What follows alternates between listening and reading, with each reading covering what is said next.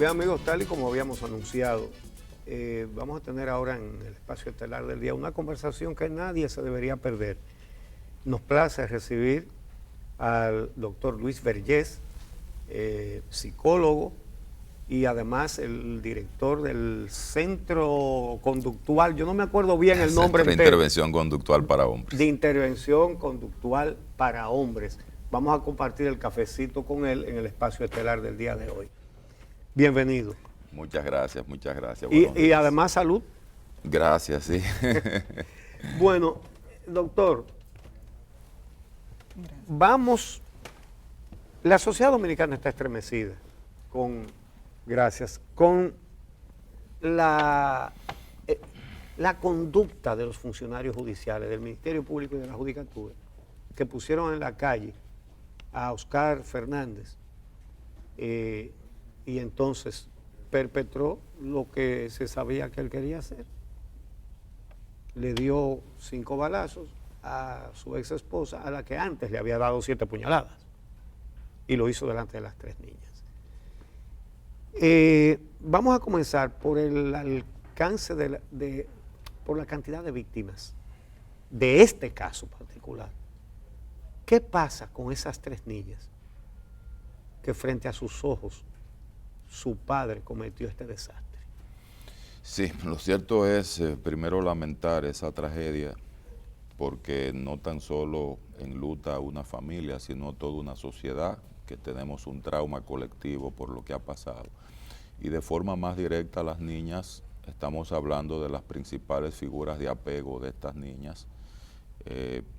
Morir de esa manera envía un metamensaje de que la vida es insegura, de que ellas no tienen quien las resguarde, independientemente del proceso de recuperación psicológica que puedan tener. Eso trae una serie de sintomatologías a futuro. Una de ellas es el llamado estrés postraumático, donde pudiera darse trastorno de sueño, problemas en el aprendizaje, las relaciones interpersonales, impulsividad, irritabilidad, porque las niñas son normales, pero lo que vivieron fue muy anormal para la edad que tienen. Y cuando se rompe esa premisa de confianza básica que debe tener un niño, que solo la pueden proveer los padres, pues evidentemente recuperar eso es muy complicado. Por eso yo me preocupo mucho con la ligereza que muchas veces se conversa desde los mismos medios de comunicación, que quieren desprestigiar la lucha que nosotros libramos día a día para que cosas así no ocurran. Valoro que nos indignemos por lo que ha pasado, pero yo también valoraría mucho que nos preocupemos por lo que pasa mucho antes de que las cosas terminen en feminicidio, que es donde por lo regular encontramos en la misma población general mucha indiferencia. La gente está dispuesta a protestar cuando hay un feminicidio, pero no protestan cuando se insulta la dignidad de una mujer, cuando se discrimina a una mujer, cuando, por ejemplo, encuestas internacionales dicen, cuando usted entrevista a 3 hombres y le pregunta, si tú violaras sexualmente a una mujer y tú tuvieras la garantía de que no te van a meter preso, ¿tú la violarías? 1 de cada 3 hombres dice que sí. Ay, Dios. Dice que sí. ¿Dónde hicieron esa encuesta? ¿Aquí en este país? Estamos hablando de países desarrollados, países desarrollados como Inglaterra, Estados Unidos, y lo han ido replicando y da el mismo resultado. Yo me imagino cuando la hagan aquí. Entonces, ¿qué nos está diciendo esto? Que sí hay una valoración sobre la mujer que está muy centrada, incluso dentro del mismo proceso de socialización que viene desde niñez. Recientemente se destapó todo un debate sobre qué vamos a hacer, no tan solo desde la familia, sino también desde la escuela. Sí. Porque ese criminal, esa persona que cometió ese crimen, no se conformó esa mentalidad de un día para otro. Las mentalidades se alimentan de insumos que se recibe de la misma cultura, de la misma sociedad en la que nosotros vivimos. Por ejemplo, se ha desatado un debate sobre lo que es el sexo y sobre lo que es el género. Sí. El sexo es la base biológica, los famosos 23 pares de cromosomas X que determinan la mujer o la hembra, y los cromosomas XY que predeterminan al hombre. Pero fuera de ahí, viene lo que nosotros llamamos el género, que es todo aquello que no está influido fisiológica ni biológicamente, sino que está predeterminado por esos mensajes que le dicen, por ejemplo, a una persona desde niña que debe ser sumisa, que no debe tener iniciativa, que es una persona que debe ocuparse solo de los asuntos hogareños, mientras que al hombre nos dicen que debemos ser reprimidos emocionalmente, que debemos ser agresivos, que tenemos que avasallar, que somos muy hombres sobre la base del número de mujeres que conquistamos. Entonces todos esos mensajes van contribuyendo a conformar lo que nosotros llamamos una ideología de dominación, que obviamente las llamadas ideologías supremacistas, que son las más antiéticas de todos, porque en alguna medida lo que fomentan es que una persona puede ser superior a la otra en función de cualquier condición. Ahí está el sexismo, que es una ideología supremacista, que se apoya en el sexo para sugerir que por el hecho de usted ser varón, usted es superior a la hembra. Y entonces el género lo que hace es identificar y de tratar de que eso se analice y se devele todo esto, para que luego no ocurran cosas como las que están ocurriendo. Usted, como director del Centro de Intervención Conductual de Hombres, recibe casos de manera frecuente. ¿Cuáles son, digamos, las señales que permitirían identificar a un hombre agresor? Y cuando a veces uno dice un hombre agresor, un joven agresor, porque esas conductas, usted acaba de decir que se vienen desarrollando incluso a veces desde la niñez. Entonces, ¿cómo podemos identificar a un hombre agresor o a una persona que eventualmente podría convertirse en agresora? ¿Y qué podemos hacer? Bien, hay una combinación de aspectos que tienen que ver ya con la personalidad en desarrollo y formación. Algunos autores la dividen entre aspectos del carácter, aspectos del temperamento, y ahí entra la tendencia que tienen algunas personas desde niños hacia la impulsividad, esa tendencia a actuar sin medir consecuencias, y otras personas tienen la tendencia a actuar sin empatía. Empatía es la capacidad de ponerse en el lugar de los demás, y la empatía es algo con lo que nosotros nacemos. Fíjense que los niños todos son muy empáticos. Cuando un niño llora en un aula de clase, los otros niños también lloran, porque se activa de manera natural ese sentirme adolorido porque el otro también le duele. Lamentablemente, a medida que vamos creciendo, que recibimos el impacto de la dureza con que nos van tratando, eso se puede ir afectando, o por falta de afecto, o por falta de comprensión, o por no ponerse el otro en el lugar mío cuando yo estoy sufriendo. Y les doy un ejemplo. La parte empática está más ausente en el hombre que en la mujer, porque la misma cultura refuerza más la parte afectiva de la mujer. Fíjate, hay padres que no le dan afecto a los hijos varones, porque entienden que si le dan afecto a los hijos varones, el muchacho va a ser homosexual. Sí. Todavía nosotros tenemos la cultura machista dominicana muy arraigado eso, y eso empobrece la empatía. En la guerra de Vietnam se dio un fenómeno atroz. 100 hombres de una brigada se lanzaron como lobos a violar a una joven vietnamita. Cuando iban por el número 50, ellos usaban una técnica, y era no mirarle a los ojos a la víctima, para endurecerse y no ser empático. Pues resultó que la muchacha, con mucho dolor y mucho llanto, en una logró voltearse y le miró a los ojos al que le estaba violando. Y le dijo en inglés, para sorpresa de él, una vietnamita que hablaba inglés: ¿por qué tú me haces eso? Yo puedo ser tu hija. Y dice el hombre, que es el que hace el relato que yo estoy contando, que cuando ella le dijo eso, él perdió la erección y se puso en el lugar de ella, bajó la cara con vergüenza. Entonces, ¿qué le digo a ustedes? A nosotros los hombres nos hacen falta muchas variables, muchos aspectos que vamos perdiendo en nuestro proceso de socialización. Entonces, ante tu pregunta, esas son las primeras señales. Cuando una persona da muestra de que lo único que le interesa es la parte de objetivar al otro, de ver al otro como un instrumento, de utilizar al otro como una cosa. Ese es el peor predictor. Cuando tú ves que además de eso y la impulsividad, hay lo que se llaman experiencias previas de violencia, donde la persona sin motivación alguna, pues la emprende en contra de otros, pues ya ese también es un predictor de lo que puede pasar luego. Las estrategias de sometimiento y de control, esas son las más sutiles, porque la persona comienza tratando de impedir que el otro se desarrolle en un espacio donde él no está acostumbrado, porque lo considera una amenaza para su seguridad. Eso que llamamos, por ejemplo, los famosos celos. Sí. Por ejemplo, los celos no son solo emociones. ¿Y las prohibiciones? Claro, porque ahí trae todo. Fíjate que la celotipia trae conductas de control. Mira, no te me juntes mucho con Don Uchi porque él te mira medio raro.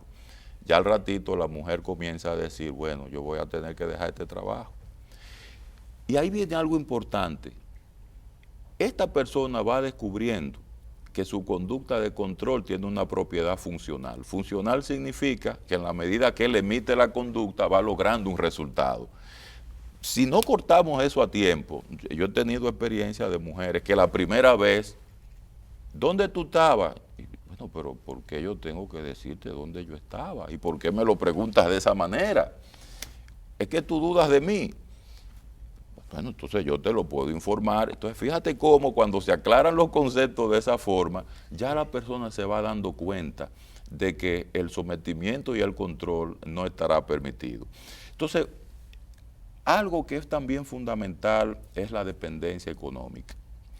Fíjense que por lo regular un agresor, lo primero que hace, además de privar de lo que son los espacios de libertad, es el aislamiento social de la víctima para crear vulnerabilidad. Incluso de su familia. Claro, la isla de la familia y también crea vulnerabilidad en la parte económica.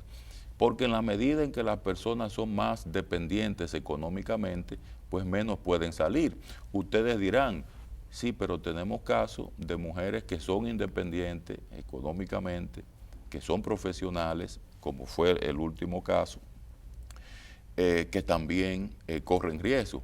Bueno, es que cuando hay una mentalidad criminal, la vulnerabilidad va a estar presente siempre. Por eso las mujeres, cuando van a salir de una relación de violencia, no lo pueden hacer sin una red de apoyo. Y esa red de apoyo, si bien es cierto que el sistema de justicia es el mayor responsable, no es suficiente. La red de apoyo tiene que ampliarse también al sistema social. Fíjate ahora cómo han ido saliendo los testimonios de personas que sabían lo que estaban pasando. Pues hablemos de eso, o sea, del caso específico tal vez de Anibel y de Yasmín Fernández, Yamil Oscar Fernández. O sea, este hombre, han salido mensajes de voz donde él se le escucha decir, es que yo no sé lo que me pasa, cuando yo no sé dónde esa mujer está, yo me pongo como loco, hablando de su víctima, de Anibel González. Y mensajes como ese, mensajes de texto de ella, hablando con amigas, diciendo que buscaba una salida, entre ellas irse del país, era una de las opciones que ella estaba buscando para poder alejarse territorialmente de esta persona. Entonces, analicemos con los datos que se tienen hasta ahora, ¿qué tipo de conducta tenía este individuo, si era posible hablar de una persona que podría ser reformada, si con una intervención podía ser reformada, y cómo salir de ese ciclo, de una relación con esas características sin exponer la vida, que es lo que muchas mujeres entonces no hacen, por temor a que me mate, entonces me quedo a que me dé golpe. Le agrego un puntico más. A este señor le indicaron una terapia, creo que era cada 2 meses. Uh-huh. ¿Es posible que alguien cambie con una terapia cada 2 meses?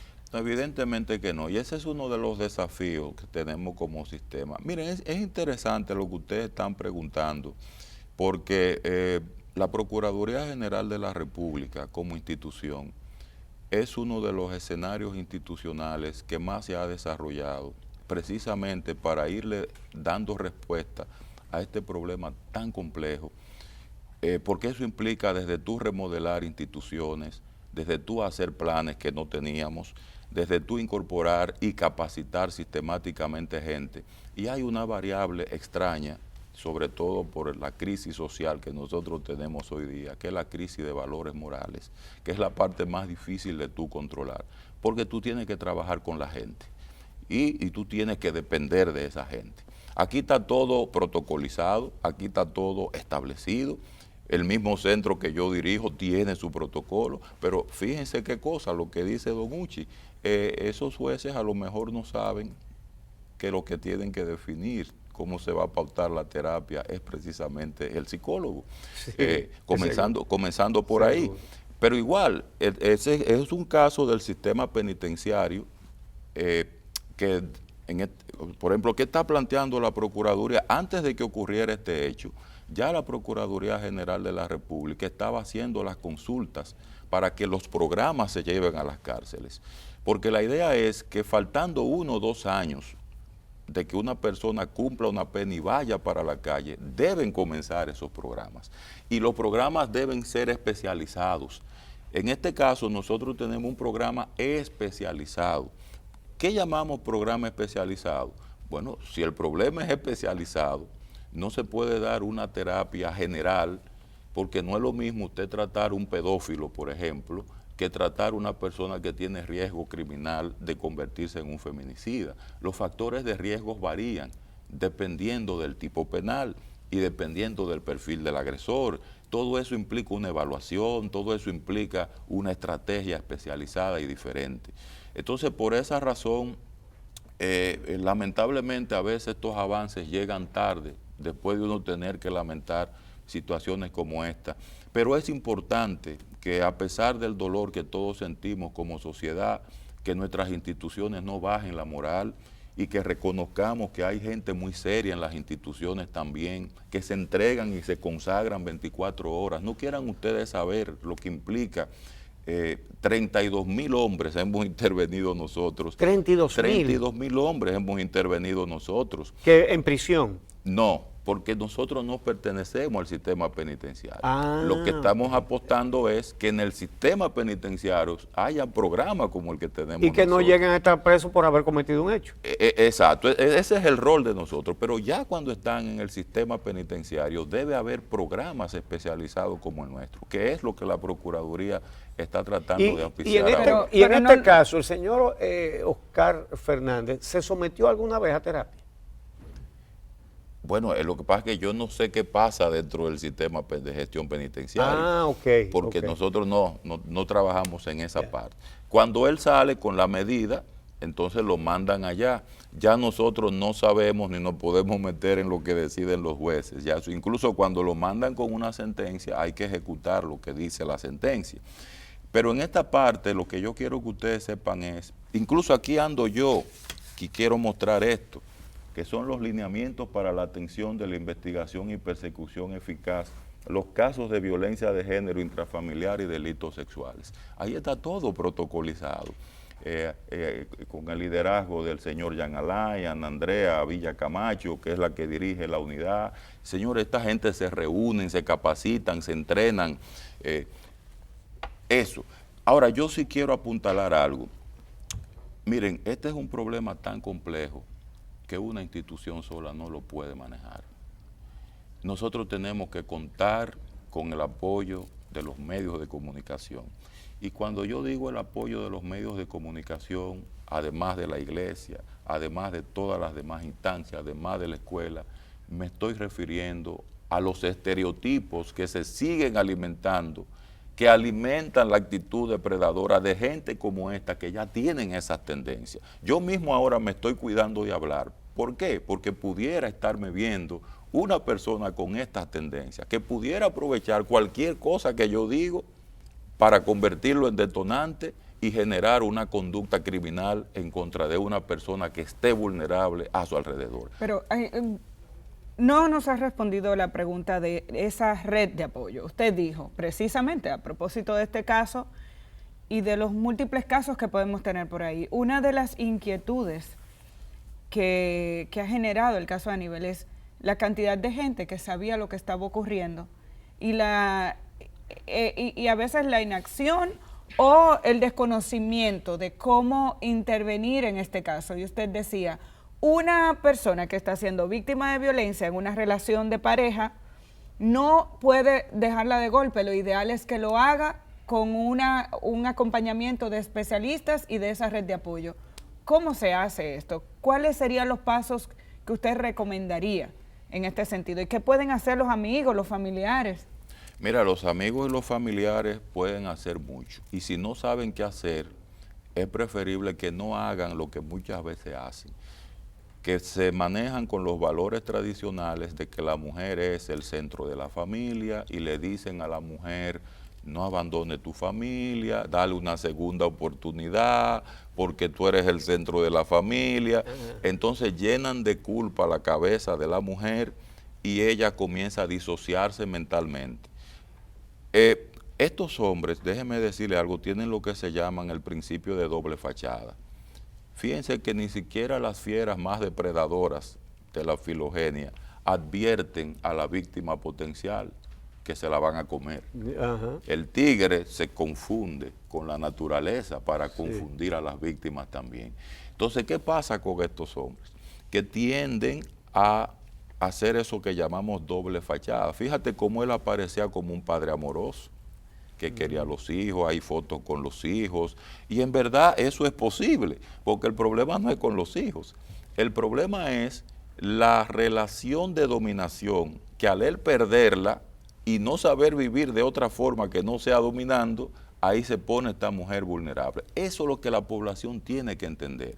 Cuando ya ha habido violencia previa, la posibilidad de una violencia criminal está al doblar de la esquina. No le aconsejen de que aguántate, que es mejor. No, deja eso huyendo, claro, para que no te mate. Y si él está preso, y yo sé que hubo gente que trató de influir para que ella firmara, aprobando la salida de la cárcel, porque siempre se da eso, siempre hay alguien que no, perdónalo, y ese hombre cambió, entonces la presionan. No, lo que hay que decirle a la mujer es, mientras más tiempo él dure ahí, y mientras más ayuda profesional él recibe estando dentro, menos peligro tú vas a tener, y más garantía de que pase el periodo crítico, porque hay un periodo crítico donde todavía todo ese proceso de impulsividad y sobre todo de hostilidad alimentado por las mismas creencias de dominación, pues no ha cesado. Entonces eso es lo que hay que lograr. Hay tres tipos de observadores. Aquí llamamos para la red de apoyo, continuando con el tercer aspecto de tu pregunta. Está el observador pasivo, que ese es el que no hace nada. Ese es el que ve y dice, yo no me meto en pleito de marido y mujer, que sean ellos que resuelvan. Está el observador activo, que es el que dice, no, espérate, no te conviene esto, tú tienes que tener cuidado, esto que pasó se puede volver a repetir, yo estoy a disposición tuya, si tú vas a salir no te juntes sola con él, cualquier cosa llámame que yo voy con mi marido y te acompañamos. Ese es el observador activo y ese es el observador que nosotros necesitamos. Cuando una mujer está en vulnerabilidad, no es suficiente la justicia, porque la justicia tiene ya muchos casos más que además de eso que nosotros llamamos la orden de alejamiento, esa orden de alejamiento tiene lo que se llama unos baches en el medio. No le dan seguimiento. No, y aún dándole seguimiento, la misma mujer te dice, es que yo no puedo estar como una presa. Usted le dice a una mujer, por ejemplo, vamos a llevarte a una casa de acogida, y la mayoría de las mujeres dicen que no, porque dicen que se sienten como presas. Entonces, las mismas medidas que hay para protegerla dentro del sistema institucional, la mayor cantidad de mujeres las descartan porque dicen, bueno, es que esto me priva de mi posibilidad de yo trabajar, de yo estar con mis hijos. Y es una realidad. Esto es muy complejo. Entonces, no puede ser solo eso. Entonces, por esa razón, las personas que están cercanas tienen que hacer conciencia de esta realidad. Y cuidado con los instigadores. El instigador es ese observador que siempre vive llevándole y trayéndole al agresor. Mira, tu mujer, tú aquí preso y ella allá progresando, trabajando y saliendo y esto y lo otro. Y eso también va alimentando lo que nosotros llamamos, fíjense, él tenía una pistola.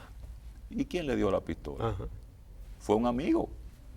Entonces, ¿qué le dice eso a usted? Nosotros como sociedad tenemos que ser responsables. Una persona que sale recientemente y que está dando todas esas señales y le pide a usted como amigo que usted le dé una pistola, responsablemente usted tiene que decir, no señor, yo no puedo hacer eso, porque ¿para qué te voy a dar una pistola?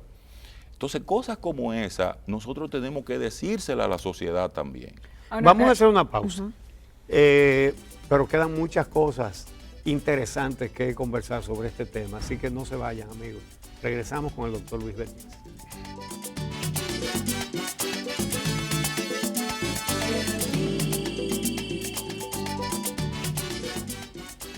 Bueno, continuamos esta conversación con el doctor Luis Vergés acerca del fenómeno de la violencia contra la mujer que tanto afecta y angustia a nuestra sociedad. Vamos a ver, doctor, ¿qué se puede hacer desde la escuela? Porque es evidente que esto hay que comenzar a tratarlo en la raíz. Así es, sí. Desde la escuela se puede hacer mucho. Hay lo que se llama el proceso de socialización del ser humano.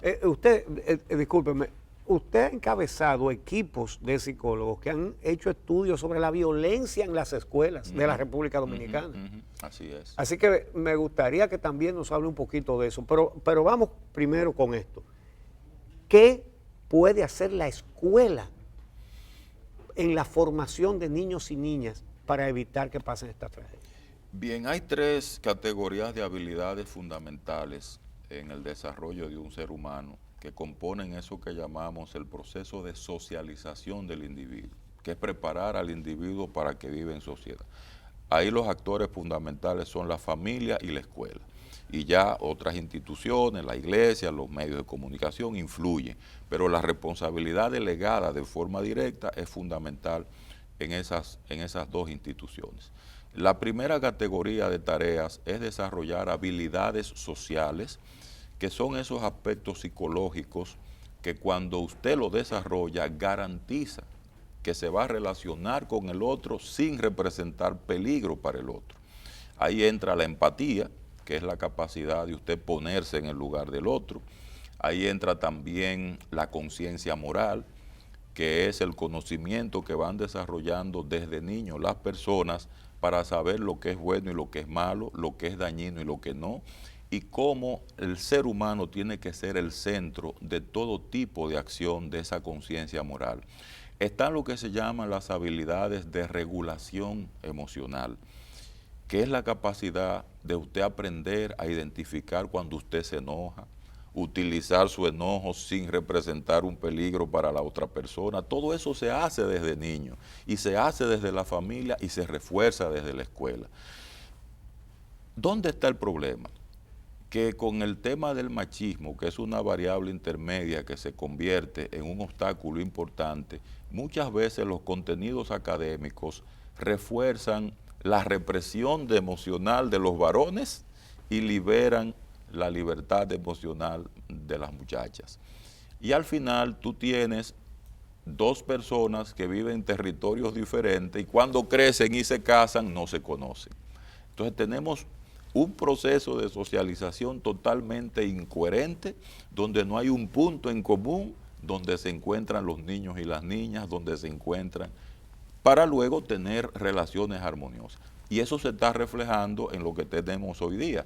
Fíjense cómo, por ejemplo, ese tema de socializar la masculinidad como algo agresivo hacia la mujer está trayendo 2 cosas, mucha violencia y muchos embarazos en adolescentes. ¿Ustedes sabían que el 25% de las madres dominicanas son adolescentes? Sí, sí. Pues eso es un problema muy serio. ¿Y de dónde viene eso? Eso viene precisamente de un defecto de socialización, donde la escuela debió jugar su papel al igual que la familia. ¿Cómo? Precisamente en los contenidos académicos, en los aspectos de las actividades didácticas, la metodología de enseñanza y con los mismos docentes haciéndose un trabajo personal que debe impulsar el mismo sistema. En el estudio que usted habla, don Uchi, al que hace referencia, resulta que el 40% de las mujeres que están en el sistema educativo confesaron haber sido víctimas de violencia en sus propios hogares. De las maestras. De las maestras. El 40%. El 40% en sus propios hogares. Entonces, ¿qué estamos hablando? Estamos hablando de un sistema que está liderado por personas que también han sido víctimas de violencia. ¿Por qué? Porque la matrícula docente en su gran mayoría son mujeres. Sí. Entonces, ¿qué nos dice eso a nosotros? Pero las cabezas de hogar en República Dominicana, la gran mayoría también son mujeres. República Dominicana hoy en día es una estructura familiar conformada por hogares monoparentales, donde la cabeza de la mayor parte de los hogares son las mujeres, que llegaron a esa condición, muchas de ellas, tras haber sido maltratadas, y donde tenemos que más del 80% de la población masculina que se desvinculó de la relación, también se desvinculó de la responsabilidad de asumir a los hijos. Entonces, ¿cómo podemos entender la relación que debe existir entre familia, por un lado, que inculca valores, etcétera, y escuelas, que también influye en la formación, no solamente de matemática y lenguaje de los estudiantes, sino también esa educación en valores? ¿Cómo podemos hacer que funcionen de manera coordinada cuando hasta ahora los resultados que tenemos nos ofrecen estadísticas con muertes violentas en cifras elevadas en comparación con otros países de la región, sin contar con la cantidad de denuncias y de mujeres intervenidas, que estamos hablando de miles y miles de casos de llamadas a las líneas de atención, más las llamadas que nunca llegan? Entonces, ¿cómo podemos hacer que interactúen ambos sistemas y cómo podríamos comprender que haya gente que se oponga a que desde la escuela se trabaje con estos asuntos? Bueno, lo que pasa es que hay que bajar los egos primero, entender que nosotros nos debemos a la sociedad y no que la sociedad se debe a nosotros. No es posible que aquí haya sistemas sociales que no se puedan comunicar. No es posible que aquí haya sistemas sociales que solo se comunican para pelearse y para insultarse, cuando deben unirse en un mismo sistema. La familia es parte del sistema educativo y así tenemos que verlo. O sea, si no nos vemos como un sistema educativo todos, vamos a entender que debemos antagonizar las acciones que el otro hace. Y al final con eso lo que conseguimos es una parálisis. Fíjate que incluso hay leyes importantes, integrales, para la prevención de la violencia en contra de la mujer. Aquí hay, por ejemplo, condenas irrisorias para los violadores sexuales y hay propuestas ya para radicalizar medidas para corregir ese mal que están durmiendo en el Congreso, porque hay actores sociales aquí que solo conversan entre sí para pelearse en vez de sentarse y ponerse de acuerdo. Entonces nosotros no tenemos calidad moral para hablar de violencia cuando los verdaderos líderes que debemos ser ejemplos de paz, de armonía, de concordia, somos los primeros que nos estamos peleando. El supremacismo que usted decía, en que puede educarse a los menores, conlleva a que luego se produzcan los maltratadores y los feminicidas, ¿verdad? Ellos perciben, ¿cómo es que llegan a percibir que ellos son superiores y que tienen que someter a la hembra? ¿Y qué contenido, qué cosas debe enseñar la escuela para evitar eso? ¿Cómo lo llegan a percibir? Primero hay un mandato social y cultural ancestral que viene caminando durante muchos siglos y que mucha gente se ha atrevido a desafiarlo y otros no. Fíjense, por ejemplo, la Revolución Francesa, que se dio en el marco del Renacimiento y la Ilustración. ¿Qué pasó con la Revolución Francesa? Declaró universalmente los derechos del hombre y del ciudadano.